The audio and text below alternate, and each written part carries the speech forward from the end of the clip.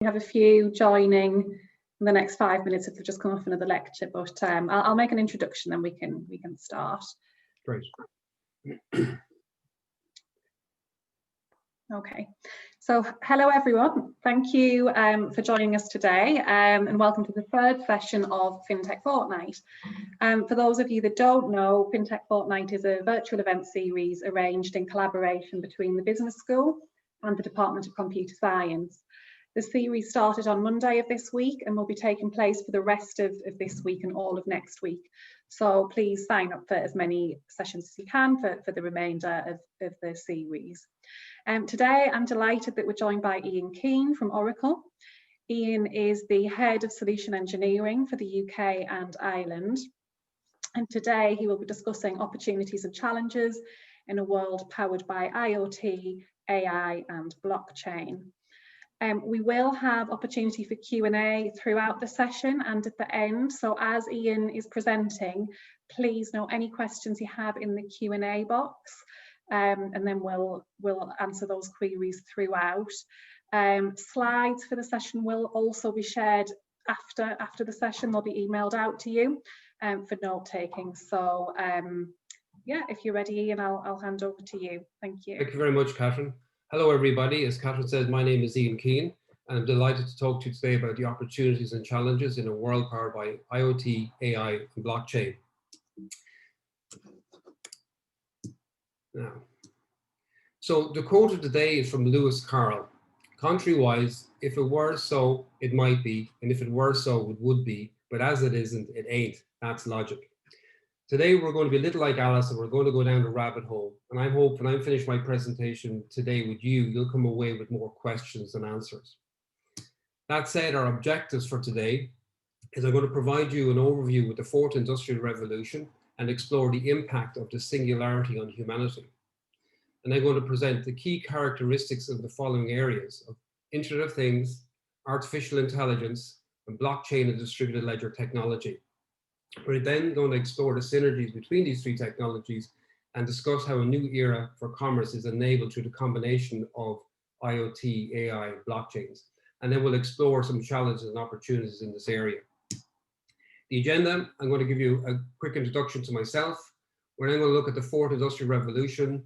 It'll be IoT, AI, blockchain, and we'll look at the convergence of these three technologies into what I believe is a future technology stack. I'll then give you an overview where Oracle fits into the fourth industrial revolution, and then we'll have some conclusions. So myself, I'm 27 years in the IT industry. I've recently completed a master's degree in digital currency in March, so I have a fintech degree based on around blockchain and so on. I'm 5 years in Oracle Digital, and my day job is to manage 26 solution engineers and cloud architects specializing in data management, infrastructure as a service, big data and business analytics, integration, application development, and blockchain and information security. So essentially, I provide services for both post-sales and pre-sales for sales reps, our customers, partners, and ISVs. So let's get stuck in and have a look at the fourth industrial revolution. But before that, let's look at the first industrial revolution. It's generally agreed that the first industrial revolution happened around the 1700s. And at that point, we had up then we had powered mills powered by rivers. So we had water powered wheels for production. So you had woolen mills and grain mills beside a river. And as we invented the steam engine, that allowed us to move production away from the countryside into the city. And that gave a number of advantages. It gave us the ability to scale because we could have a larger workforce at our doorstep. We can manufacture goods and services, or sorry, goods I should say, and sell that locally to cities. So we're closer to our customers. And that gave rise to the first industrial revolution. Then let's agree then the second industrial revolution happened around World War I, so 1914, where we moved from the steam engine to the electric engine. The electric engine was much more efficient and powerful. And then when we gave up the engine for the grid, we got connected to electrical grid, and that was again much more cost effective.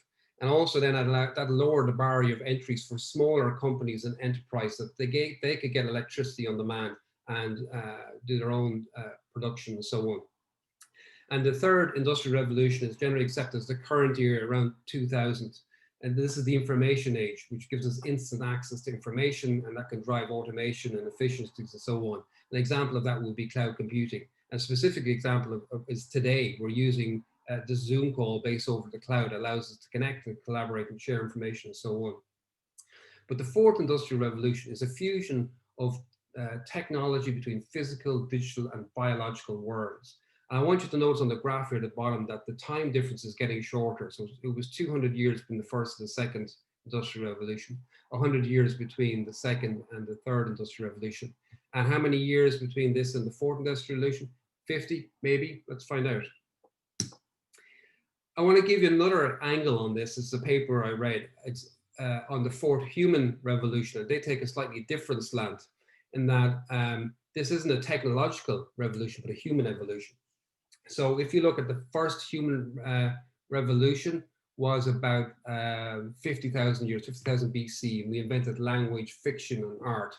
And then we got into agricultural revolution, which was the second human revolution. And that was the domestication of animals and farms. And that gave rise to excess production.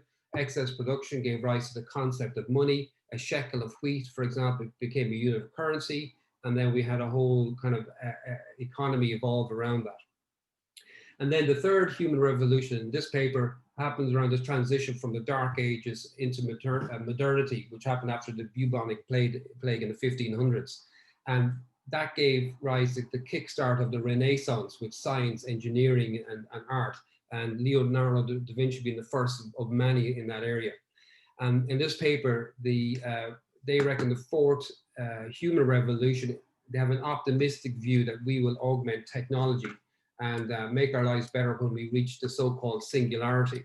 So I've mentioned singularity twice at this stage. So what is a singularity and where did it come from? There's quite a famous mathematician, I'm sure some of you might know, called John von Neumann, and he was the first to record the paper. And he describes it as an ever-accelerating progress of technology and changes in the mode of human life, which gives the appearance of approaching some essential singularity in history of the race beyond which human affairs as we know it will not continue. And if you want a prediction, there's another guy called Ray Kurzweil. Ray Kurzweil is a futurist technologist. He was the CTO of Google at one stage, if he's not already there. And he wrote a book called The Singularity is Near. And he gave a prediction that around 2045, the pace of change will be so astonishingly quick that we won't be able to keep up. So let's look at the evidence for a singularity. First thing is artificial intelligence will initiate explosive technological growth, resulting in incomprehensible changes for humanity. We have intelligent systems will create accelerating self-improvement cycles. In other words, they're self-upgradable. They'll see a problem, they'll be able to write a piece of code and patch themselves effectively on the fly. And this will cause an intelligence explosion. And then as artificial intelligence continues to upgrade itself, technology would advance at an incomprehensible rate from a human perspective. And then at some point, machines will become more intelligent than humans. So we have this singularity. And as we can see, we can't predict the outcome of that, whether it'll be good or bad. And the consequences of this singularity have been hotly debated. Some people like Ray Kurzweil, who we mentioned, claim that humanity will transcend the limitations of the human body and brain, and we can upload our conscious to the internet. I'm not too sure about that because, you know, I could just see myself being at the age of 200 years of old, what an insufferable bore I would become. People like Stephen Hawking and Elon Musk claim that singularity could lead to human extinction. So there's pretty much a wide gap of what people think about singularity. So let's have a look at a German mathematician called Gödel. So Gödel came up with a theory called the incompleteness theory in 1931. It still stands. And it proves that there can be no human thought that does not rely on some reality outside itself, or there can be no human thought that's not a relationship in some reality outside itself. And to quote a guy called George Gilder is a friend of Ray Kurzweil, I might point out, and he challenges Ray on his theory, and simply said, no machine could usurp the human mind. But when we talk about reality and relationship, I'm then reminded of one of my favorite philosophers called Alan Watts, and he says existence is relationship. And Watts goes on to say, Aristotle says wonder is the beginning of philosophy and describes wonder as a feeling. So perhaps we're not asking the right question of existence. Maybe it's not about asking questions. Perhaps it's about a feeling and relationships with our environment. And I need to stop there because I'm out of my depth. But I want you guys to focus or understand how quickly we've just moved from a technological conversation to a philosophical conversation on existence. And that's the effect of this singularity. So let's go back to the technical track, and I want to introduce you to Moore's law. For those of you on the computer science track, I'm sure you're well aware of this, but for those who are not familiar with Moore's law, Gordon Moore was one of the founders of Intel. And in 1965, he observed that the transistors on CPUs doubled approximately every 2 years and halved in price. So more transistors means CPUs can do more work in the same amount of time. So in other words, they get faster. So I'm going to paraphrase Moore's law and say CPUs double in speed every 2 years and halve in price. And we've got lots of examples of Moore's law throughout this presentation. I want you to, well, let's actually, before we get into this graph, here's an example of Moore's law in action. Here's an advertisement from the newspaper in the 1980s for a 10 megabyte computer that just cost $6,000, a little less. To be fair, it did include a printer. But today you could go get a Lenovo, PC for $1,000, 6 times less, but it's probably 6,000 times faster.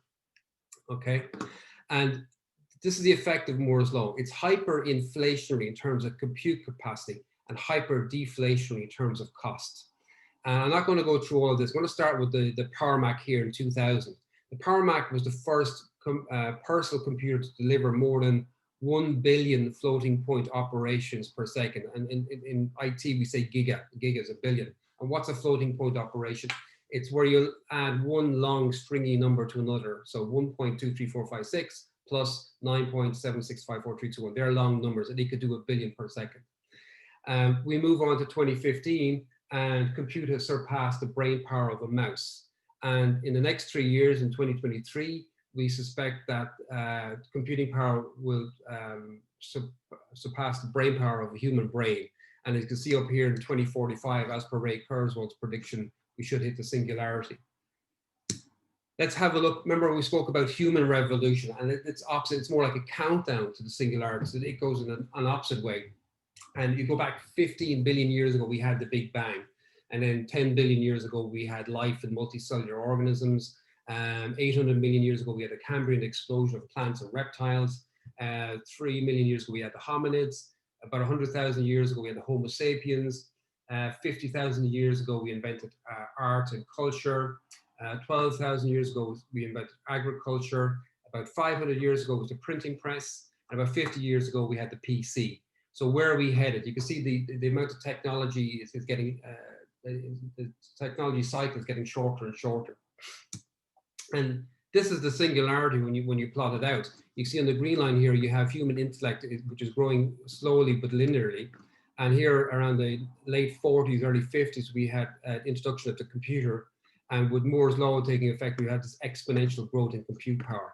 And the singularity is where machine intelligence meets human intelligence. And then potentially it could give us this transhuman effect. So are we headed for a singularity? What does that mean for the human race? Do we all need to turn to philosophy to understand existence? Will some people experience a singularity before other people, or do we all reach that point at the exact same time? I mean, as Ray Kurzweil said, it was going to happen in 2045. Does it happen to all of us on the 1st of January 2045? Or will some people reach their singularity before others do? I think there is a person who has already experienced what the singularity is, and I'll share their experience later on in the presentation to see what you think. And of course, technology would not be without its impacts, right? We have social impacts of the singularity, which are job displacement, mass unemployment, rising inequality, and social unrest. And for the audience out there, I did this before COVID-19 and before the lockdowns, and we're seeing this already. But here's some newspaper articles. You'll see a study finds that nearly half of jobs are vulnerable to automation. Huffington Post says 47% of all jobs will be automated by 2034, and no government is prepared. We have CNBC saying automation threatening 25% of jobs in the US, especially the boring, repetitive ones. And this one is shocking. I think production soared after this factory replaced 90% of its employees with robots. And if you want to know if your job is at threat, we can have a look at Bloomberg. Bloomberg have what you call interactive website where you can actually punch in your job and see where you are in the risk category. Or if you go to it first, it'll give you this display. But you can see here the lowest paid and most vulnerable are cashiers, waiters, retail sales. If you go up the scale, you can see loan officers, credit analysts, accountants, and even comp and benefit managers are in the high risk category for automation. And even just moving to the middle section here, you know, there's a 55% chance that computer programmers won't be required for the future because these AI systems can program themselves. So it begs the question for me, if no one has a job or very few people have a job, who will have the purchasing power to buy all these goods and services manufactured by the robots? Now, there's talk of universal basic income and maybe taxing these robots to pay people to stay at home. And surely there's a better option out there because some of us, even who have jobs like now, have to stay at home, find it quite challenging. And looking back at history, I found an inspiration, and history doesn't repeat itself, but it rhymes. And I want to talk to you a little bit about Henry Ford and a problem he faced over 100 years ago. So the Highland factory, I think, was one of his first factories in Illinois. And from 1908 to 1913, the work conditions of the factory were absolutely horrendous. There was a 9-hour shift. There was no health and safety. Workers lost fingers, hands, and some were impaled on machinery. The work was mind-numbingly boring and monotonous. Pay was at about $2.25 per day. And as a result of that, there was a high turnover of staff. People just couldn't handle the job. The outputs for that factory was the production line stopped regularly because a worker either got bored or injured and had to come off the line, and that part of the production line stopped. And the Model T cost $800 to manufacture and took a little over 12 hours to manufacture. And when I look at this situation and I map this to Maslow's hierarchy of needs, if you hope you're familiar with that, and to be fair, Maslow's hierarchy of needs came out in 1943. I see the workers that their physiological needs were met in that it was just a job for money to feed themselves, no more, no less. They didn't have any safety, didn't feel belonging or any esteem. Now look what happens when Ford changed the work conditions in 1914. And he didn't do this because he cared about the workers. He did this because he cared about his production line, just to put that in there. He created an 8-hour shift, and he introduced health and safety to protect the workers. He doubled their pay, but did more than double their pay. It offered social and housing programs. So you could start a job there, and even though you couldn't afford a house, he'd help you get a mortgage. And as an end result, he got good staff retention. And the outputs and the unintended consequences of his actions was the Model T now cost $350 to manufacture and only took 93 minutes. Phenomenal improvement. And actually I read, it's not here, in 1924, I think he got it down to $240, the cost of manufacture. Because Ford did this, other manufacturers such as Chrysler and General Motors had to follow suit begrudgingly. They didn't want to do it, but they had to retain their own workers. But here's the unintended consequence. The whole car industry boomed, right? Because now workers had extra money to buy houses and buy cars and buy the cars that were being produced. So when I look at this, and if you map it now to Maslow's hierarchy of needs, certainly the physiological needs were met because they can feed themselves. They now felt safe with work as health and safety was met.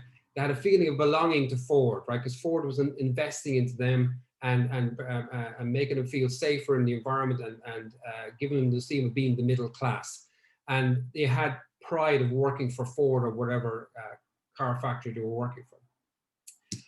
So is there any learnings we can take from Henry Ford into the 21st century, right? So if I look at universal basic income, taxing the robots and wealth distribution, which is basically socialism, and you map that to Maslow's needs, physiological, yeah, I got money for food. Safety, maybe, maybe not. What about people's mental health, right? I mean, it's challenging now in lockdown when people have jobs. So if people are told to stay at home, you're not needed, how will that affect their mental health? And again, if they don't have that, they won't have we won't be able to help them with belonging, esteem, and self-actualization. So how do we address people's needs in the digital age like Henry Ford did over 100 years ago? And here's a paper I want to share with you. And the gentleman in question is a guy called Jaron Larnier. For those of you in computer science may be familiar with Jaron. He was the founder and pioneer of virtual reality. He came up with the term virtual reality. And I think he later sold that company to Sun Microsystems. So me working for Oracle, we probably own that product. But he's worked for Google and he's worked for Microsoft.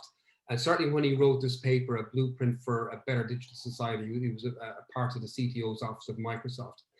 The document is 18 pages. I don't have time to go through it, but there is an interview here with New York Times. It's also 30 minutes. I recommend you watch that. But too long, didn't read. I'll give you the highlights. He talks about a concept of data dignity. And a direct quote, he says, you'll get paid for data more than you think. Plus you will pay for services you used to get free, but in balance you do better. He talks about, let's say Google, where you get free Gmail, YouTube is free, all these services you get free, but you're surrendering a lot of your data to these people and they're using your data not necessarily for your benefit, but to sell you your stuff. Jaron reckons that if we twist this model, we could actually see the US family earn up to $20,000 per family, and that's 4 per family, and that's near term. And it could be a whole model where people can build up revenue streams over time. So if we had a model, like he suggested, with data dignity, and you had a new child born to this world, he or she, as they go through life, will start building up revenue streams of their data being sold. And there's an interesting twist that he let mention in his paper. The tech industry doesn't want you to know this, but in order for them to introduce artificial intelligence and robotic process automation to take your jobs, they're going to need your data first. So I'm going to pause here for a brief Q&A and take some water. Catherine, do we have any questions? Can't see any questions at the minute in the chat or the Q&A. Obviously, if anyone does have any, write them in the Q&A box now and we can go through them. It's a fair amount of content there, so I'm sure it might be best as Ian's going along to write a question down before we move on to the next topic. I think that quote by Jaron, I think he featured in a documentary recently. I can't remember the name of it, but it was trending a couple of weeks ago. I think it might have been on Netflix, and it was about data being sold and social media, and basically there's no such thing as a free product, a free service. If there is, you are basically the product. I think he was quite anti sort of how. He's if you turn off social media, right? It's not doing you any favors, and it's collecting data on you today to use against you in the future, and not necessarily to sell you something, right? And you're arming these the tech industry and other industries with data about yourself to sell your products. And a perfect example is we've got a new puppy, and in my YouTube feed is for dog food, right? So how did it know that, right? So it obviously was spying on us, and we've had the puppy 2 weeks, and now I see advertised for dog food in my YouTube feed, right? Where he would argue, you should have got paid for that because you're now helping them sell you a product.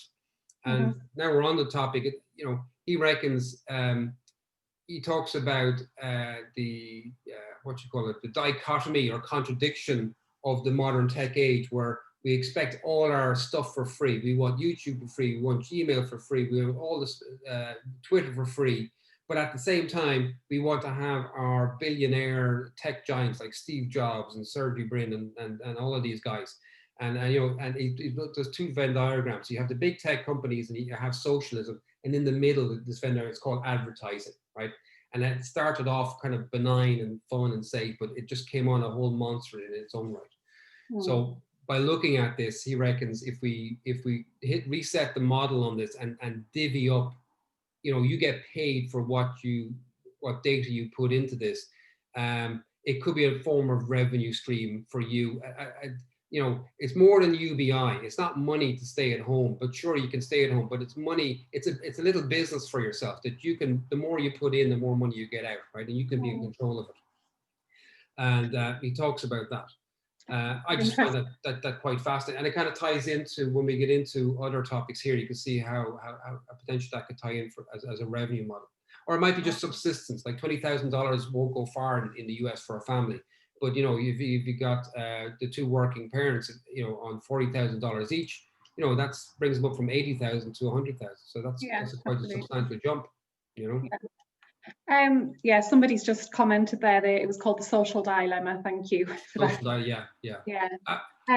He came across my feed and I looked. He's I don't know how I missed him. He's new. This character is new to me, and I don't know how I missed him, because he's been around a long time, and I like him because I mentioned going down a rabbit hole. He'll bring you down the rabbit hole because he's a philosopher as well. He's not just a computer scientist and a musician. Yeah. It all links together, I guess. We've got a few questions here. The first one, Ian, is do you worry about the general public's lack of understanding of AI and other modern technologies? Do I wonder? Do I worry? Potentially, right? It's what Jaron says here. All that AI is working against them, and I think, you know, I think it's in the benefit of the tech industry, such as Google, right? So Google is the 800-pound gorilla in the room because there's so much data, but the Facebooks as well. And Jaron makes an interesting point is, I'm just going to make up figures. Let's say the internet industry is $1 trillion market and Google has, you know, 80% of it, has 800 billion of that, right, market. If they start allowing us to charge for data, sure, their marketplace will go from 80% to 50%, but the overall market will triple or quadruple, right? It might go to a $4 or $5 trillion market. So even though their marketplace will drop, their earnings will increase. So it'll actually create a bigger digital world. And you know, you've got an option here as well to bring in the unbanked, which is there's 1.7 billion people unbanked. So we're at a juncture where it could go good or bad, right? Utopian or dystopian. Personally, I'd say it'll be somewhere in the middle, right? If I was to take a guess. But you're right. A lot of people don't even know when they use any of the social media tools that there's an AI algorithm there behind trying to manipulate them. You know. Absolutely. We've got a question. I don't know if it's personally directed at you. How would you feel if you weren't allowed to or able to work due to automation? How would I feel? Well, I touch on that, and you know, I'm upping my game. I'm trying to kind of figure out where could I be useful, and you know, part of that would be even what he said here is this whole digital reoccurring revenue model, which I am interested in business, and you know, you see it already where because my kids watch YouTube and they watch these programs of gamers playing Fortnite and what have you, and they have thousands, hundreds of thousands, and not millions of followers, and they've created a revenue stream out of that and doing franchising and stuff like that as well. So I think you need to be agile and look at what's coming in the future and see where you are, because to be honest, by the time this happens, I'll be pushing retirement, right? So I'll certainly need a plan B. But for those of you who are younger, particularly, you know, if you're on the MBA program, you guys could be the business leader of the future. How do you pivot to your business, or how do you pivot yourself? So to answer the question, I'm keeping an open mind. Yeah. But I think it's true. It's being willing to adapt, isn't it? And I know, I think it was Rishi Sunak made that comment yesterday, and it's been taken quite badly by musicians and artists of, you know, you need to adapt with times and pivot or change position. I don't think it was directly linked to musicians, but I think we've seen that throughout history as you've kind of gone through in the presentation there, and you know, humanity constantly needs to do that. So another question: what are the most frightening collections of implicit data that companies are currently taking advantage of?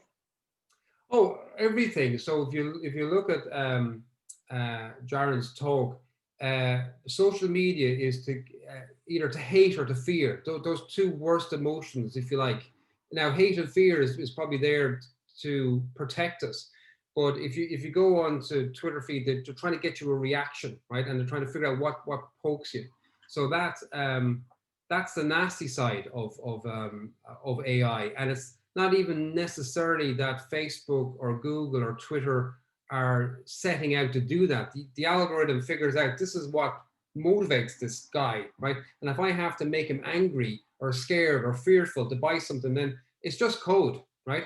It can work 24/7, 10,000 times faster than you can over many months to kind of figure out, build up a pattern of what you're into. And you see how quickly it figured out we had a puppy, less than 2 weeks on getting ads, right?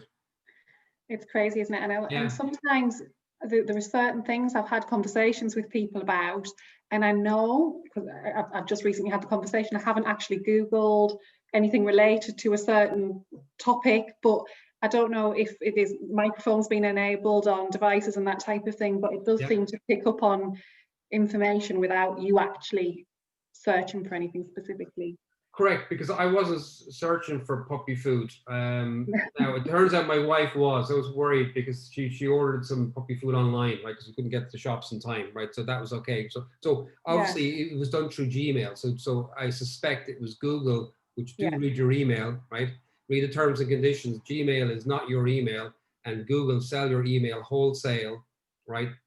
Including attachments, by the way, to whoever wants to buy it, right? But they've mined that information to figure, oh, he's somebody in that household, my wife is ordered puppy food. Let's give him puppy food ads.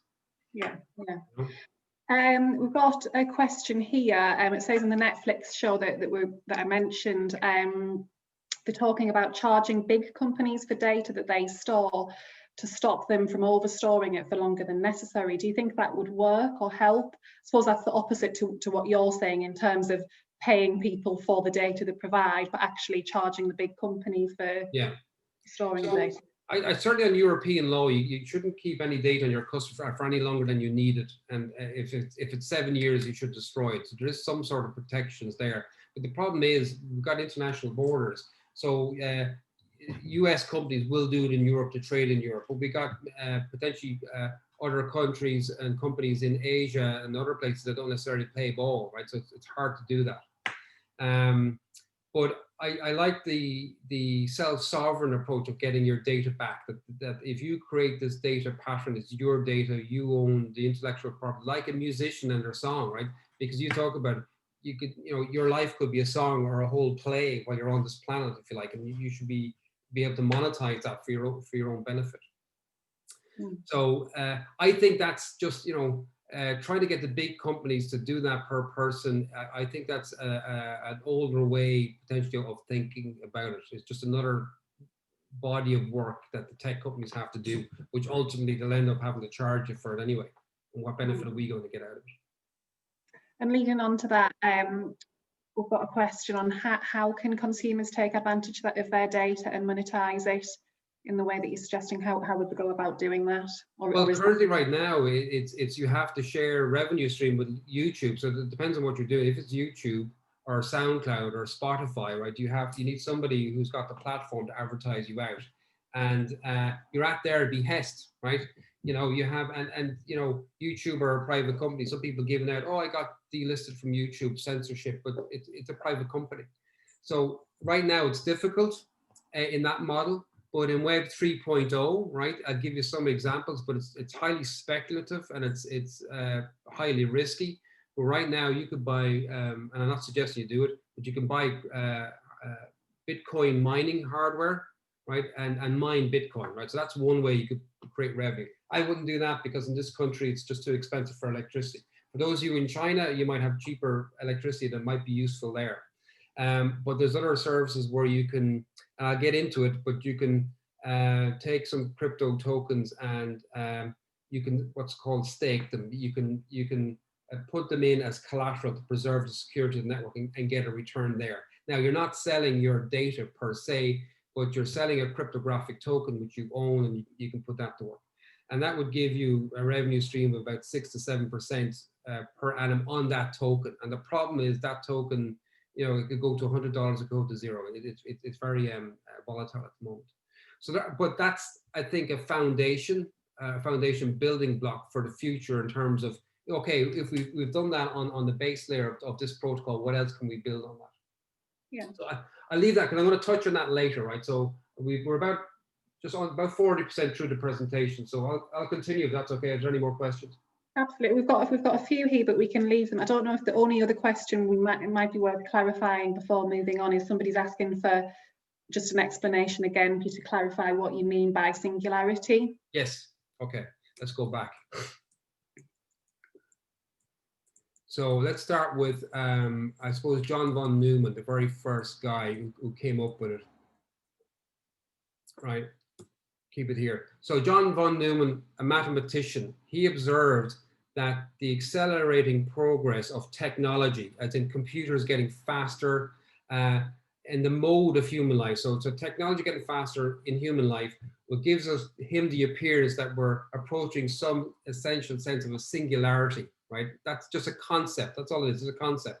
A singularity where all things approach a point. So technology, biology, and human life approach a point in time that the human race and our affairs, which we know about, won't be the same. We'll come a point where our lives today will never be the same again because of the technological impact. That's what a singularity is. And then we're into predictions, and we're into, you know, is it a good thing or a bad thing? You know, will computers transcend us and transcend our consciousness? The answer here is probably not, because there's proof to say there it won't. And then we're looking at, where's that graph? Let's go back here, that's it. And this is it. So when we plot out, the singularity is just a moment in time. It's a temporal marker, is probably the best way to describe it. So you can see here, human intellect. So let's say this is 100,000 years ago, whenever we came on this planet, where our intelligence is growing linearly. But machine intelligence is growing exponentially. So at some point in time, the singularity, we're guessing it's 2045, this will happen, right? And then I'm asking the question, does it happen for everybody, or will some people get there sooner or some people get there later, right? And we don't know. We honestly don't know what the outcome will be. Will it be utopian? Will it be dystopian? Or will it be somewhere in the middle? Is that clear? I think so, yes, thank you for that. And I remember you saying you're going to show an example of somebody that you feel has reached that point, so that might help as well. Yes, thank you. Cool. So where are we going? We were here. Okay, Q&A, great. Now we're going to go in and I'm just going to cover exponential technologies. So what are exponential technologies? Well, to quote Ray Kurzweil again, our intuition about the future is linear, but the reality of information technology is exponential, and that makes a profound difference. If I take 30 steps linearly, I get to 30. If I take 30 steps exponentially, I get to 1 billion, right? And that's the concept of exponential technologies. And these are 12 exponential technologies I've come across, and there could be more, there could be some missing. So the first three are the ones we're going to discuss today, which is IoT, AI, and blockchain. We also have robotics, augmented reality and virtual reality, 3D printing, molecular technology, new materials, energy storage, autonomous vehicles, genetic engineering, and quantum computing. So let's have a look at IoT. And Internet of Things is a network of physical devices embedded with sensors, software, and connectivity. And the Internet connected devices in around 2017 was about between 4 and 8 billion. And this year, between 30 and 50 billion. So you can see the exponential growth in terms of IoT sensors. And IoT was the first many-to-one device in information technology history. So computers were one-to-many. You'd have one computer for many people. And then our mobile, our smartphones became one-to-one. So it was one cell phone, smartphone per person. Now IoT, it's multiple IoT sensors per person. So that's on an exponential path. And some of the IoT applications in the consumer, we got our smart home. So we've got home automation, smart appliance at home. We have a wearables. I have my GPS watch here. If I turn on, it tracks my movements and so on. Life logging, self-quantified, connected health. There's heartbeat here, and I'm sure there's other devices that can do heart irregularity, blood pressure, that type of thing. And then in enterprise, we see in manufacturing, for the tracking and monitoring of the production line, IoT sensors are quite useful. In agriculture, we're able to measure humidity, precipitation, and soil contents. Energy, we can turn electric grids into smart grids. I'm sure you heard of that concept. In buildings, we can use sensors to control energy costs in buildings, service lifts, AC units, know when an actuator or a pump failed and so on, or whether it's optimal. And in transport, we can use IoT sensors for tracking goods through supply chain. So give me a GPS location, a gravity shock to make sure it wasn't dropped hard, seal temperatures, or sorry, seal tamper and temperature monitoring and so on. Let's move on to artificial intelligence. Now, the top, I'll read you the textbook definition of artificial intelligence. I'm sure all of my computer science graduates here today know this term. AI refers to the theory and development of a computer system able to perform tasks normally requiring human intelligence, such as visual perception, speech recognition, decision-making, and translation between languages. That's textbook stuff, but in practice, AI is whatever hasn't been done by computers yet. It's a temporal marker, as I said. And back in 1996, for those of you old enough to remember, and I was around that time, AI was about beating the best chess player. And it wasn't until 1996 that Gary Kasparov was beaten by IBM's Big Blue. And that was a temporal marker at that time. There was two games. There was one in 96 and one in 97. In the one in 96, Gary Kasparov lost the first match, but he won the tournament. Okay. And when I look at my notes here, it said it was a brute force attack method that Deep Blue was able to calculate 100 million moves per second. There wasn't anything smart about it, but it was just able to process numbers quicker and so on. And then in 1997, they met again for a second tournament, and Gary Kasparov lost that match. And IBM had upped the compute power to 200 million moves per second. And it was quite contentious. Gary accused IBM of cheating, and IBM wouldn't release the logs. They did about 10 years later, and they weren't cheating. I suspect Gary Kasparov had figured out how to beat Big Blue and wanted a rematch, and IBM said no because they got to win it and ran with it. And here I just have a little anecdotal thing in my notes here. Back then, Deep Blue cost IBM $100 million to build and develop for a computer, and it generated or produced 11.3 gigaflops of power. Remember, that's gigaflops, it's 11 billion floating point operations per second. Next month, my kids want a PlayStation 5.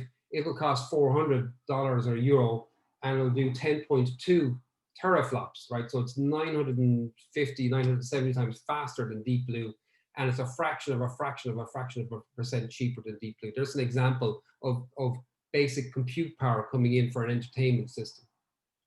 Now let's look at AlphaGo, right? In 2016, there's an ancient Chinese game called Go, which the Koreans have adopted as well. And there was a Google-powered computer called AlphaGo who beat the world champion called Lee Sedol. And there's a video here, AlphaGo, it's about 90 minutes long. I recommend you should watch it. And AlphaGo bootstrapped, or was taught, if you like, with over 30 million moves in advance. It played 15,000 games. It played humans and played machines and learned from experience. So it continuously reprogrammed itself. IBM's Deep Blue didn't do this. It just had a kind of a deep tree structure path which it followed, right, without question. Whereas AlphaGo was quite smarter in this regard. And then the next challenge for us today, AI is autonomous cars and robots. We're not quite there. We're tantalizingly close, but we're not quite there. So AI today, in my view, is solving autonomous cars. And here are my notes. This is what I want to talk to you about, the person who maybe has met their singularity, and I reckon it's Lee Sedol. When he lost, and you can see from the documentary, he lost in 2006, he was quite devastated. And for the sake of a story, imagine just a nerdy data scientist turning up at his doorstep, asking the world champion to play against his computer. And Lee was quite confident of winning it, and he wasn't an egotist. He was a gentle man, as you can see, quite reserved, but he was still confident of winning. And his whole world was turned upside down when he lost 4-1. And it had such a profound effect on him that he retired from the game Go, right? At the age of, I think he was 36. He was still quite a young man. And this was his life since he was a kid. So I'm asking the question, is this what the singularity meant for him, right? So maybe you guys can watch the video, or maybe if you've seen the video, if you have an opinion, it would be great. So as of 2019, he's out of the game because you just can't compete with AI. Okay, let's have a look at the logical structure of AI, because people think of AI as some sort of magic, but when we look under the hood, I want to give you AI as an analogy to something like the Atlantic Ocean or the Pacific Ocean. So imagine that's AI. the first meter of that ocean on the top is the machine learning or AI layer. That's where all the smarts and the intelligent algorithms are.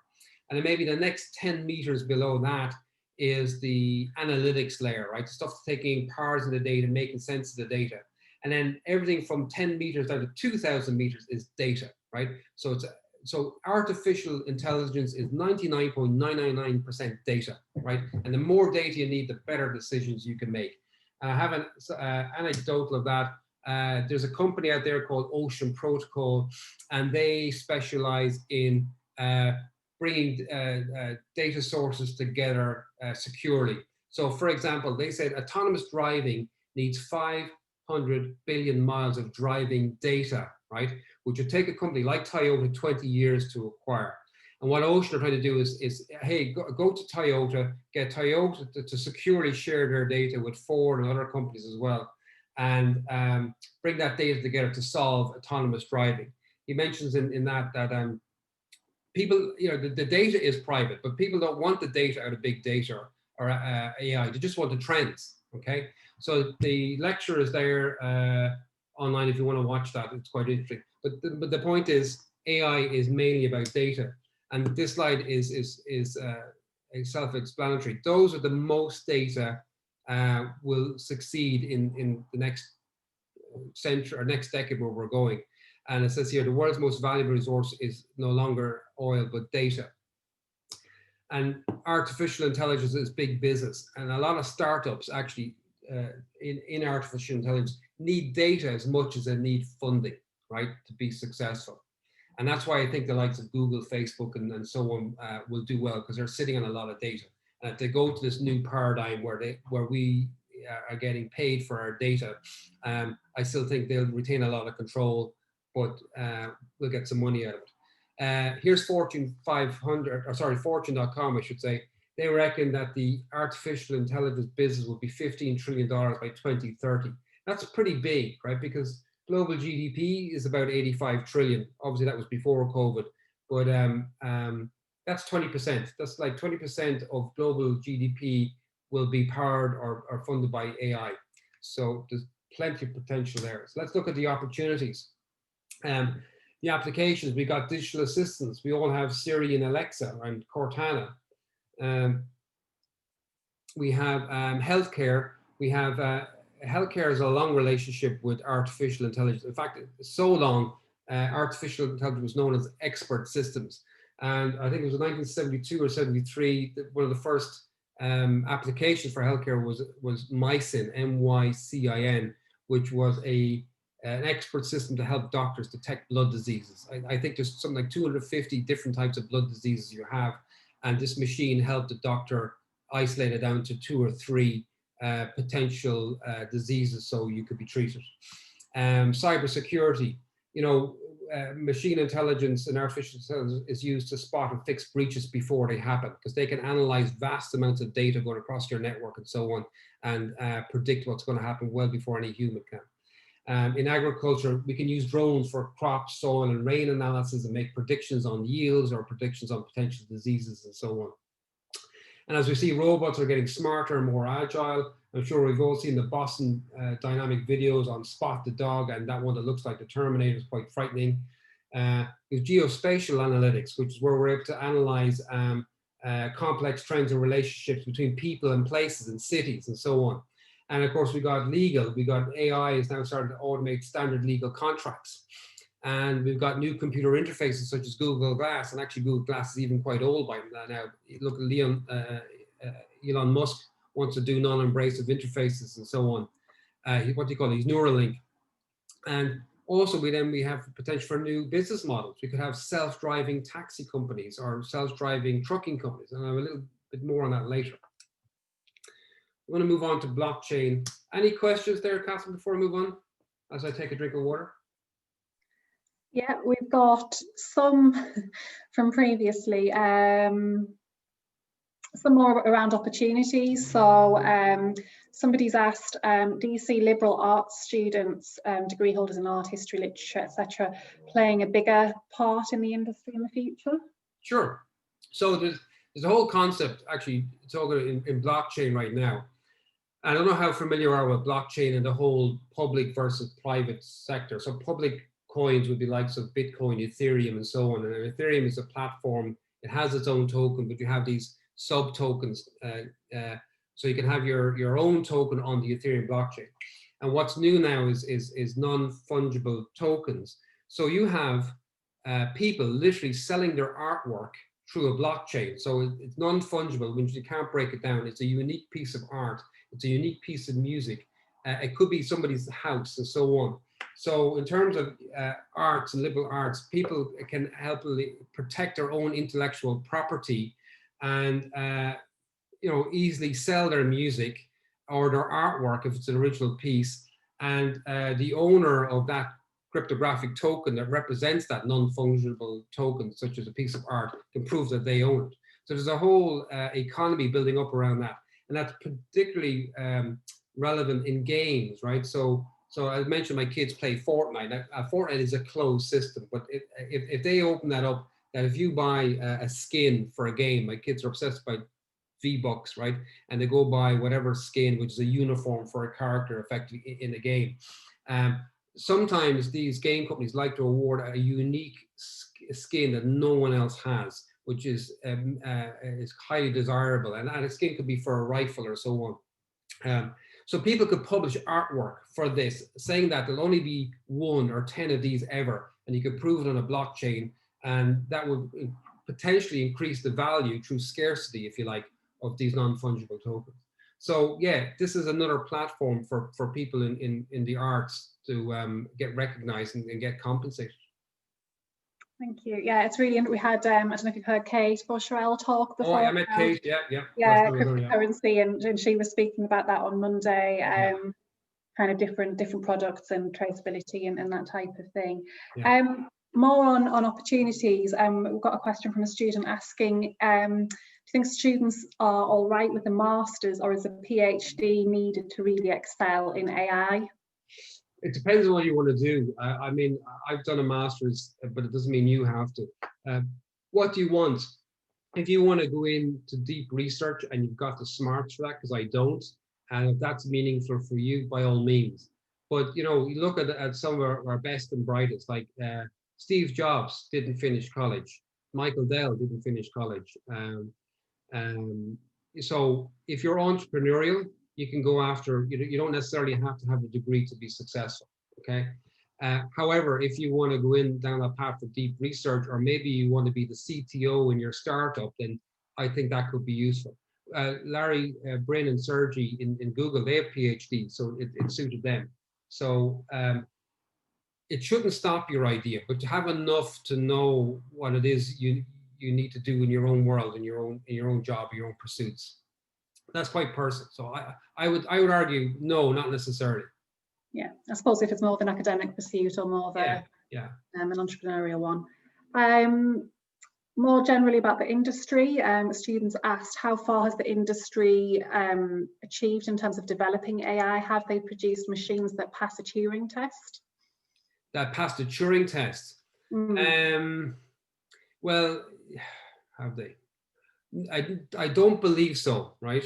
But that's not to say the CIA or the NSA haven't got that, right? So, and I think when we get close to passing the Turing test, I think we'll be pretty much near the singularity at that point.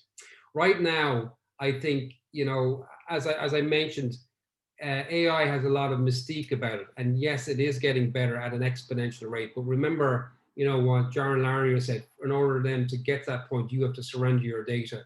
And we don't have enough infrastructure, and we don't have the right protocols, and we don't have enough compute power yet to get to that point, right? And it's expected within the next 20 years we could get to that point. But in industry, unless the CIA or the NSA or some other government are keeping it quiet, I haven't seen it. Great, thank you.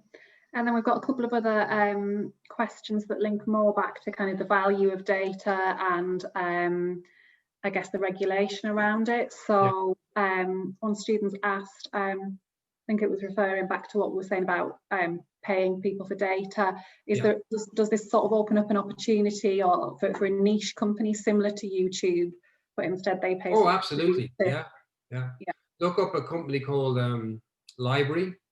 LBRY, I think it is, right? They have a kind of a YouTube. It's awful. It hasn't got the bandwidth, but it's a concept of an idea. And also look up theta.tv, theta.tv. And actually they have, the founder actually of YouTube is one of their advisors.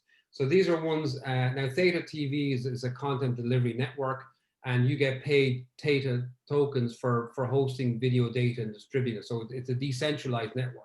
Whereas all YouTube videos are essentially held by Google, you could actually become, you know, collectively your own Google. And if you've got spare server disk space that you want to put up for rent to host videos, you'll get paid in Theta tokens. So yeah, all of these digital economies that we haven't even thought about could be born, you know, the next in this decade. I'm pretty much convinced in this decade.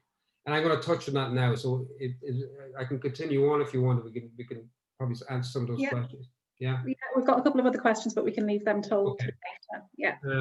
So where were we? So blockchain. So this is our third of our exponential technology we're talking about today. So what is blockchain? So blockchain is an open, decentralized, permanent, immutable, verifiable record of truth that everyone can see. A lot of bit of a mouthful there. But high level, let me explain how it works. We have a ledger, which is just like an Excel spreadsheet. So we have a ledger that's distributed to many blockchain members, or these are called nodes, which are typically computers. And it holds the accounts and values of each of these accounts, right? So Bob has so many tokens, Alice has so many tokens, and so on. The most current block in the chain holds the current state of these accounts and their value, as well as a cryptographic link back to the previous block. So imagine that a block's like a snapshot, right, going back in time. New transactions are placed in the next block to be created. So for example, let's say Alice decides to send Bob one crypto token.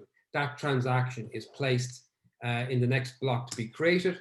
And then that new block is created or mined, some people use the word mined, when 51% or more of the blockchain nodes reach consensus that that new block represents the current state of the ledger. So we had 100 nodes, 101 nodes, say in our consensus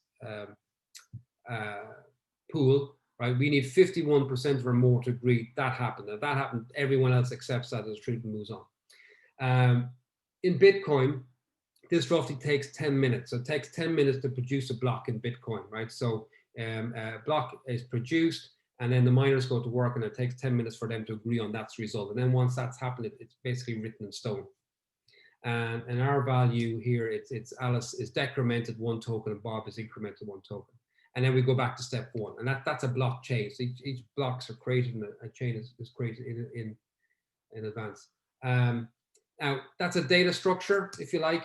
And I want to introduce the George Gilder. George Gilder, I mentioned him briefly, where he was the guy criticizing Ray Kurzweil about uploading your conscious to the brain, and he was quoting Gödel's theorem of incompleteness to Kurzweil. But he wrote a book called Life After Google. Life After Google, he explains where Web 2.0 is going to make way for Web 3.0. And this kind of ties in a little bit to Jaron Lanier, perhaps, where he says blockchain is a security architecture. It's not necessarily a protocol, as we said, but he says security is not a procedure or a mechanism, it's an architecture. The cryptocosm, that's what George calls Web 3.0, will start by defining the ground state, and the ground state is you.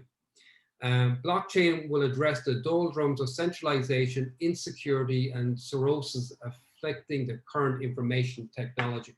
So there's parallels here in terms of what Jaron Lanier was saying and George, whereas, you know, Jaron says we should get access to our data, we should be charged for it. George reckons the same in his own words, but we're going to build Web 3.0 with or without Google and like the reality is they'll follow, right? And then they'll put their own marks on it.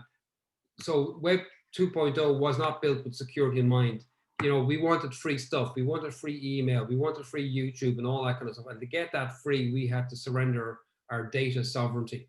The new system will start with security from the ground up, and every piece of data that we produce will be owned and will be kind of protected, if you like, and we'll have to monetize, if you like, in this new Web 3.0. Let's have a look then at briefly at permission versus permissionless blockchains. Permissionless is an open public protocol. Anyone can create blocks as long as you obey the blockchain network rules. It's open and decentralized ledger, which records the transfer of value. Every transaction is cryptographically changed to the previous ones. It's a permanent, immutable, and verifiable record of truth that everyone can see. And the state of the ledger changes at every block interval. Over here in my examples, the first one being Bitcoin, Ethereum, which is a generation 1 cryptocurrency. Ethereum will be a generation 2 because they brought in smart contracts that will be coming out next. The Polkadot and Cosmos will be generation 3. And basically, the generation 2 cryptocurrencies such as Ethereum was never built with scalability in mind. Quite simply, when they built, they didn't think it would work, didn't know it would work, so they didn't think about scalability. And then permissioned, which is more appealing to enterprise companies and financial services, is the transactions processing performed by nodes given permissions to join. So you can join the network as long as we know who you are, right? Bit of KYC and AML, that type of thing. And transactions are private to members only. On permissionless, it's public. Anyone can look at any transaction, whereas permissioned you can't. It's all private. And enterprise need privacy, right? They can't use public just yet. Now let's look at smart contracts. Smart contract is kind of like programmable money, or maybe I should say full Turing complete programmable money. Smart contract, they're not smart like AI, and they're not contracts like a legal contract. But what they allow is complex decentralized applications, sometimes called dApps, to be built on top of a blockchain to transfer value when conditions are met. So for example, if paid in full equals true, then supply product, okay? Bitcoin has a simple script language called scripts, funny enough, and smart contracts have a full application development language such as Solidity and Haskell. And these are, as I said, are Turing complete. An example of a smart contract using the analogy of a vending machine, we insert the coin in the belief that the machine will accept our payment and implement the contract by delivering the desired item. So you put in a £1 coin, you hit C43 and you get that chocolate bar, right? That's kind of like programming a smart contract. That's probably analog, but it's the same thing. I want to give you the concept now of thin versus fat protocols. Internet protocols such as TCP/IP, HTTP, and SMTP produce huge amounts of value, but most of that got captured with the big internet companies like Google, Facebook, and Twitter. So you can see here, that's TCP/IP, application layer is Google, and so on. Blockchain protocols, which are built on top of the internet, capture most of the more value than applications running on the blockchain. The dollar value or the market cap of a protocol always grows faster than the combined value of applications built on top of it, since the success of the application layer derives further speculation at the protocol layer. So only investors, so what happens is all the security and all the transactions and all that kind of stuff happen at here in the protocol layer in Web 3.0. And it's much easier for people to participate in a blockchain versus Google to have minutes. So what I remember I was speaking, you can now mine Bitcoin if you wanted, and you could afford the electricity and equipment, or you could stake Polkadot or stake Cosmos or some of these other tokens as well. So you can actually participate in the high value chains at the protocol level. Whereas previously, if you wanted to be part of Google, you had to go to the NASDAQ and buy shares. The same with Facebook and so on. And that's the difference between thin versus fat protocols. So let's look, are IoT, artificial intelligence, and blockchain converging? Individually, these technologies deserve all the attention as we've seen because they're exponential technologies in their own right. However, when combined, their transformative effect multiplies and demands that we reimagine the art of the possible. So we're looking at a future driven by IoT to generate data, AI to act on the data and trigger services perhaps, blockchain to record data and settle payment for services, and advanced analytics will empower all of this. So let's look at a future trend, which is decentralization. So we have IoT sensors, which allows us to cost effectively gather quadrillions of data points per second. We've got the connectivity, allows us to transmit and broadcast this data. We've artificial intelligence at the very edges of the network, like called mini brains, interpreting this. You know, think of these Boston Dynamic robots, were a kind of a combination of AI and IoT, for example. And if you combine IoT, you have the ability to recognize meaningful patterns buried in mountains of data in ways which would be impossible to most humans or even non-AI algorithms. So what about acting upon this knowledge? Well, we've got we've got blockchain and DLT. So we have decentralized governance coupled with no single or central point of failure. We've got disintermediation, unalterable and searchable records of events. And combine this with AI and IoT, you have a whole world of autonomous systems interacting with each other, procuring services for each other, and settling transactions. So I'm going to unpack that for you with some examples. So let me give you a future technology stack, right? And before I unpack this for you, let me remind you of Moore's law. Moore said that CPUs double in speed every 2 years and halve in price. And I want to introduce Bell's law to you. So Bell said after 10 years of Moore's law, we need a whole new architecture to take advantage of that compute power. And this is what I present to you today. This is the future stack architecture for this decade, I believe, where you have IoT, as we discussed at the bottom, is a hyper-connected world taking in data, being analyzed, being stored and analyzed by AI. And then we got some transactions happening between computers and humans and computers. So this will give us a new era towards commerce. And this will probably tie into the questions people about opportunities. What opportunities are? Well, digital currencies create new forms of money, right? We got programmable and active money for machines, right? Blockchains create new internet layer and internet of trust. And we got disintermediation across industries, particularly finance. And I'll just take a sidestep here, whereas we've got central bank digital currencies on the horizon. Certainly China, I think, are doing tests with the digital renminbi. We got Christine Lagarde every week. She seems to be out talking about getting the digital euro.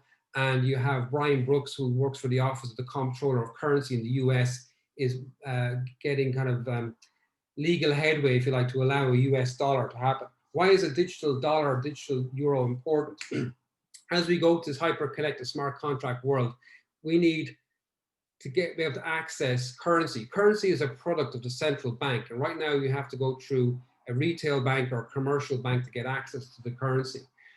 If you put an API wrapper around that currency, it makes it a lot more accessible. And when it's a lot more accessible, there'll be more demand for it. So particularly China and Europe want this to kind of stay ahead of the dollar, or at least compete with the dollar. The dollar is a global reserve currency and it's highly liquid. And that's why people tend to want it. So they'll take dollars for services because they know somebody else will take the dollars off them. The same is also true for the euro, and the same is coming true for the yuan. And if you put a digital wrapper around that, there'll even be even more demand for that money in the future. So that's why programmable money is required, and it'll be programmable money particularly for machines. And the consequences of this will be vast. We got money will be transacted in nano quantities, and it would lead to machine and human to machine commerce, or nano finance. We've heard of microfinance, which would be nano finance. So you might get paid fractions of pennies, per day, but over a few years that could amount to something good. We have autonomous AI-based economic agents will emerge, and these will be cloud-based autonomous corporations will be made possible. We have this thing called a taxi DAO, or an autonomous truck DAO. A DAO is a decentralized autonomous organization. So let me give you a specific example. Imagine you have an autonomous truck, which is AI-powered smart contract device, and it's blockchain enabled to take payments. So let's say you can take digital dollars, digital euro, whatever you like. The truck could autonomously transport my parcel from A to B and charge me a fee for the transport. But the truck is not only driving autonomously, but it's also running its own profit and loss ledger. So it can pay for such items as fuel and servicing and insurance. It can also work out the costs along with depreciation of its own vehicle to determine what to charge me, the customer, to make a profit and stay competitive. And that's just a truck. Then imagine an entire taxi company. Imagine you had 100 autonomous taxis, and there's no human involvement here. All the taxis are running themselves, running their own business and making their own decisions of how to go about and generate business. So that's an example of an autonomous AI-based economic agent. Internet of Trust, Web 3.0, what are the main opportunities and challenges? So the new and upgraded systems architecture, we have to move from the legacy systems we have now to blockchain, AI, and IoT native systems. These are currently being built and we're nowhere near there. So our blockchains are still not fast enough, not scalable enough. Our AI still isn't good enough. And our IoT, I think, is probably the most advanced, but getting more advanced. We're going to need integration and interoperability and backwards compatibility with existing systems. I'll give you an example. I think we'd all agree that the IBM mainframe has come and gone, it's had its day, but yet today you can go to IBM's website and buy a brand new mainframe. So mainframes haven't gone away, they've just evolved and are now integrated with today's systems. We also need to figure out how to achieve a return on investment and bootstrapping of these new systems. So where are we going to get funding and the investment? Either you're an intrapreneur, so you're somebody within a company, you're asking your boss or the board for funding to go invest in these, or you're an entrepreneur, you're going to look for funding for somebody to invest in your idea. And then we have to secure this future technology stack.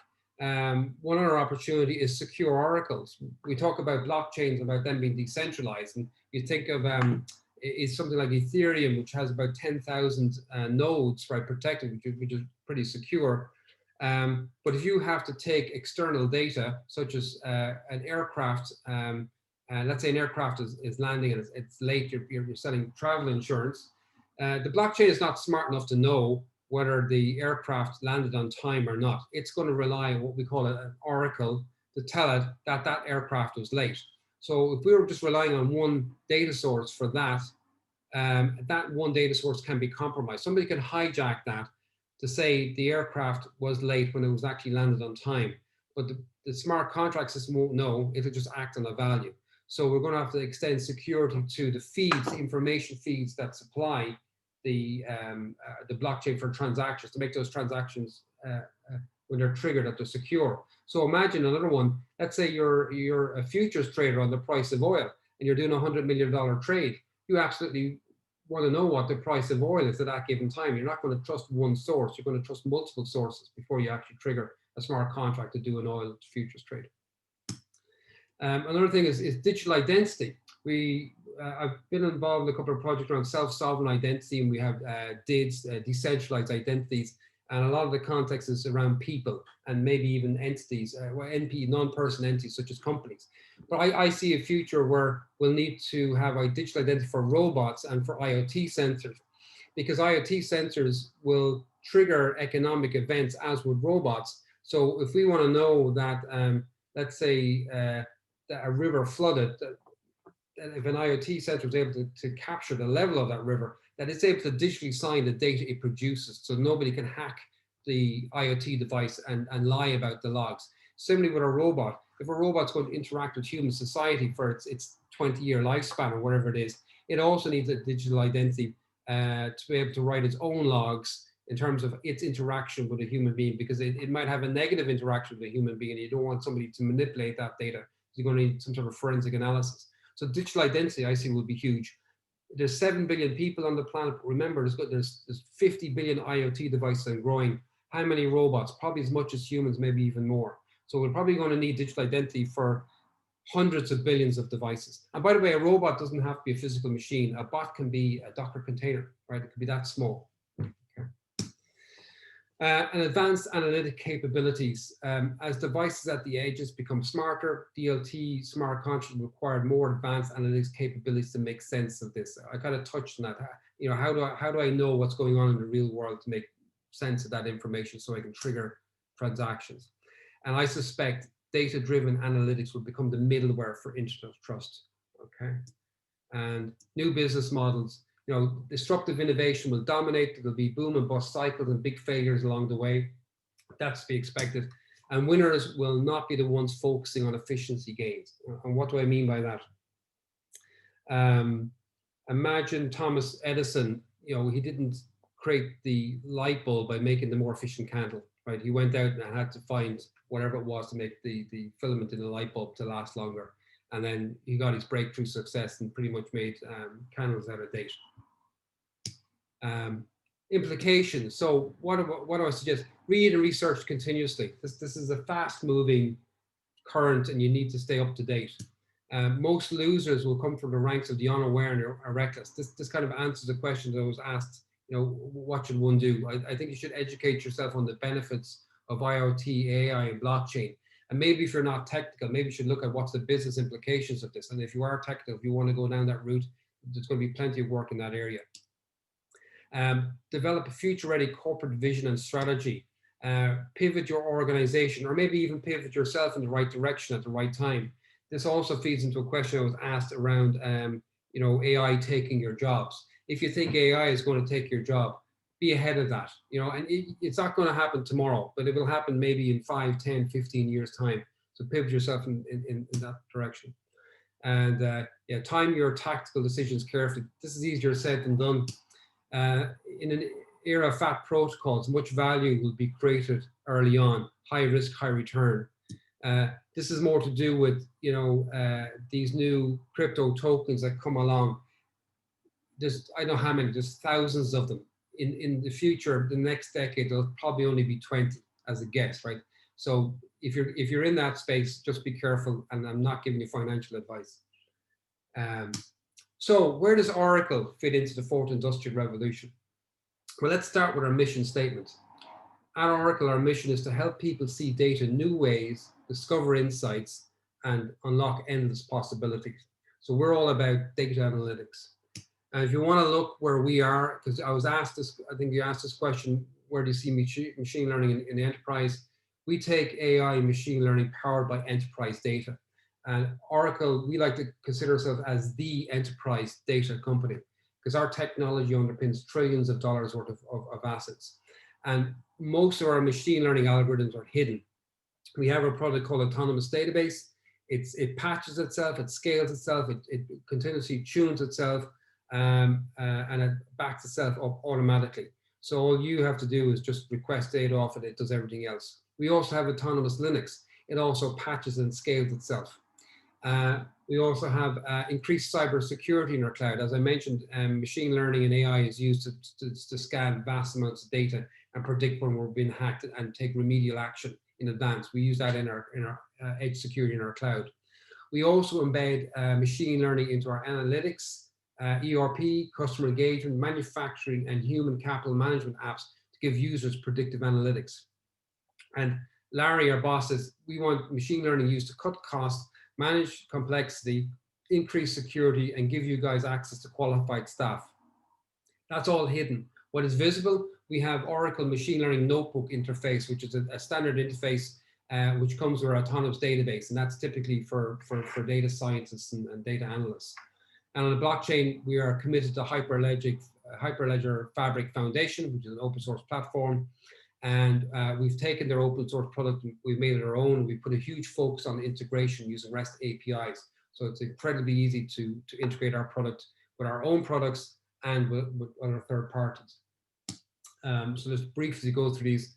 Oracle blockchain platform, it's pre-assembled, open, interoperable, plug and play, enterprise grade, and it's got automatic DevOps. And it's available on our cloud, or you can actually have it on premise, because we've got some enterprise customers who just won't do cloud, at least not yet. And then our machine learning, as I touched already, you see a data mart. You're familiar with this already, huge amount of data. We put this into our machine learning algorithm, which is advanced data analytics, and we make predictions to our users. And we offer 2 free trial options for anybody who's interested. We have always free, so these are services you can use for an unlimited time. And then coupled with that, we've got our free credits for 30 days, which allow you to learn, explore, and build for free. So what do you get for free? Well, you get 2 copies of Autonomous Database. So why would you need 2? Because we have it in 2 modes. We have transaction processing, which is for high-speed transactions, and we have our data warehouse edition, so which is to do reporting and so on. Each of these databases is limited to 1 CPU and 20 gigs in terms of storage. We also throw in 2 virtual machines at 1 gig each, 120 gigs of storage, network load balancing, and some basic monitoring and notifications. And you can all get that at oracle.com/cloud/free. And it's available to all new and existing cloud customers. And if any of you are feeling a bit entrepreneurial, we have Oracle for Startups, and we have a startup program. We have a number of people in that, where we can give you access to Oracle's technical resources and product management if required. We give you free credits to start up, and we'll heavily discount your rate cards to help you kick off as much as 70%. Once you're in there, we don't care, even if you're making loads of money, we still give you 70% off for 2 years to get you guys bootstrapped. We also will give you access to the Oracle's cloud marketplace to deploy your apps. A lot of our startups love this because that allows them to build their app, and then we're able to sell it and collect the money on their behalf. And most of the money goes to the startup. So they don't have to worry about getting on somebody's supplier list. And it gives them instant access to the enterprise marketplace. We'll introduce you to our customers. So we'll often run enterprise events, and we'll bring startups in because our customers get bored listening to us all the time. They like to see what people are doing with our technology. And it gives a lot of our startups exposure they wouldn't normally get. And we'll give you go-to-market support. So I'm almost finished, I think. So key takeaways. I believe we're at a historical juncture in time. We discussed the fourth industrial revolution, 4IR, and will we approach this singularity, this temporal marker in time? Will it happen, and what will the effects be? I think we can see IoT, AI, and blockchain smart contracts lead the way, right? Certainly for this decade, I believe they lead the way. We're going to transition from the Internet of Information, which is Web 2.0, to an Internet of Trust, Web 3.0. And we have the potential of this machine-to-machine and human-to-machine commerce, or nanofinance. We have these autonomous new forms of cooperation, code-only autonomous organizations can potentially be formed on this. And what's the implications for economic growth and social disruption? How are we going to fit into all of this? And we discussed, universal basic income by taxing the robots, and is it enough? Or is there a new way of thinking required, such as what Jara and Narnia talk about as data dignity? And that's it for me. So I want to say thank you very much, and we can open up for questions there, Catherine. Okay, thank you, Ian. Yeah, we've got some questions from previous sections of the presentation. Sure. Obviously, if anyone has any questions about blockchain or the Oracle product or startup program, obviously just note them down now. Which one to go to first? So around the regulation side of things on data, somebody's asked, should or will regulations around data use, privacy collection be market-led or government-led, in your opinion? Well, it should be government-led because the government is there to protect us, right? And we have the Data Protection Commissioner in Ireland, I'm just thinking locally, and she's called out Facebook and fined them, right, on certain cases. The problem, right, being government-led is the government is just not equipped to catch up with the technology industry. The technology industry is more resources, particularly when it comes to data, than anyone else. So I think the solution will be to present a business case to big tech, say, look, Web 3.0 is going this way, right? And we have to kind of transition away from the old model where you data harvest off the masses and exploit their data for your own profit, that you keep 99% of the revenue and you don't distribute most of it that way.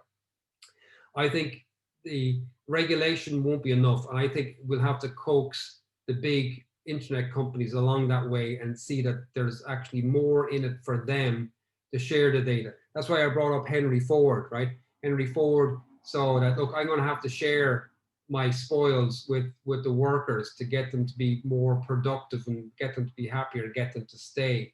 And when Henry Ford did that, it had the unintended consequences of a big boom.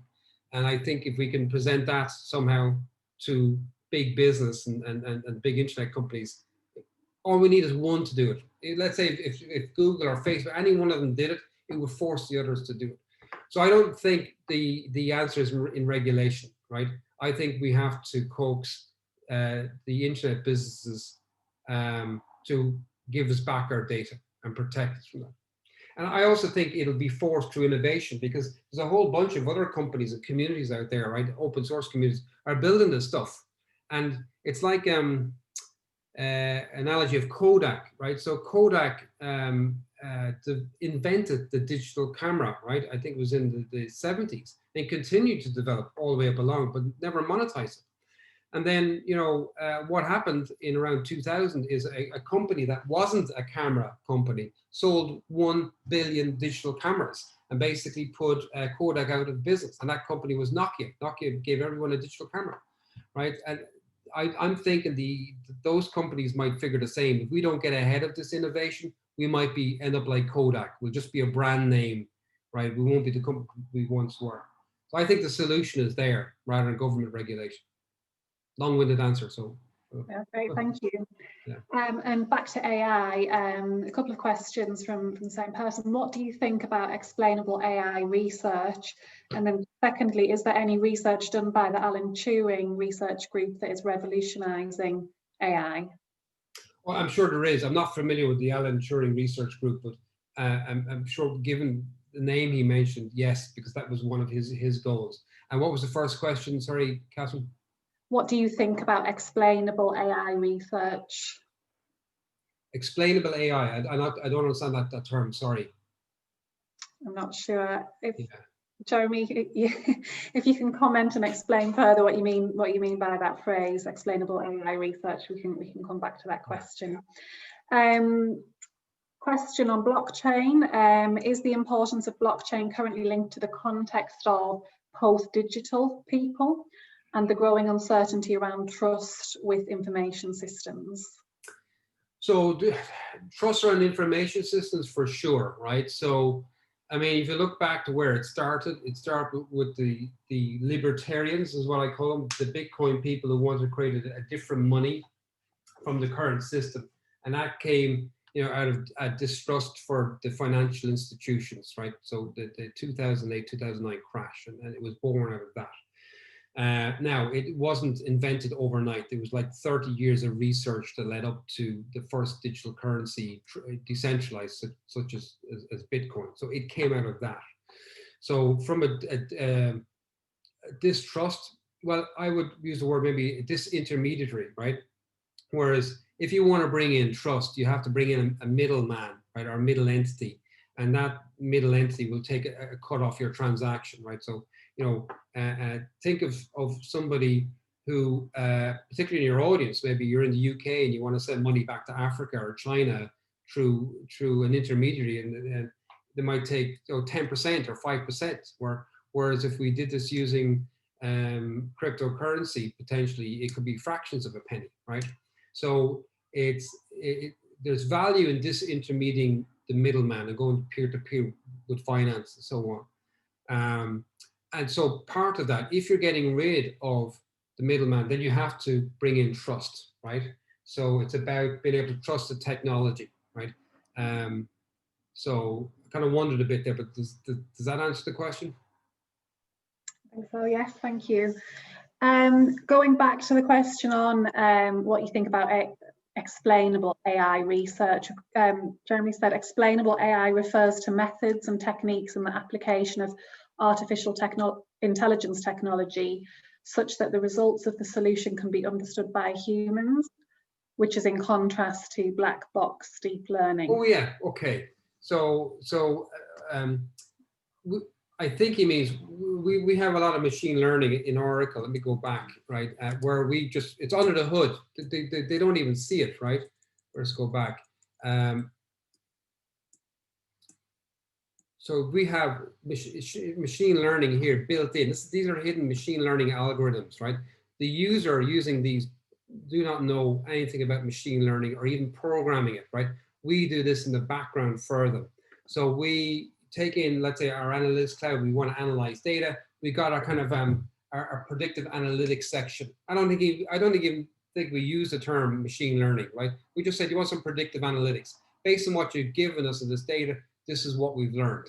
The same thing for ERP. We've got stuff there. We'll predict, supply. We reckon this customer is going to require extra product at this time of the year, and so on, in terms of manufacturing. So that's human consumable, and we've hidden the complexity of that.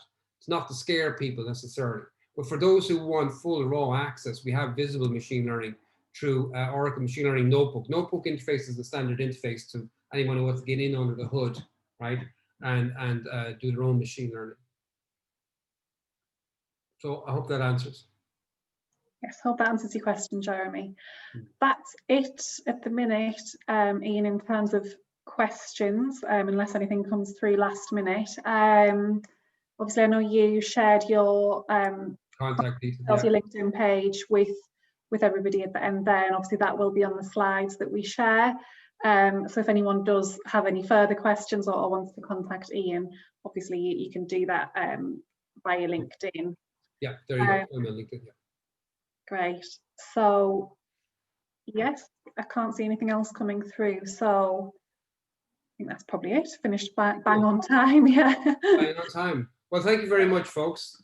No, I thank hope you you. enjoy your is it FinTech Fortnight. I'm glad to contribute. And Catherine, we might see you in the new year, hopefully in Dublin or maybe over in Durham when restrictions are eased.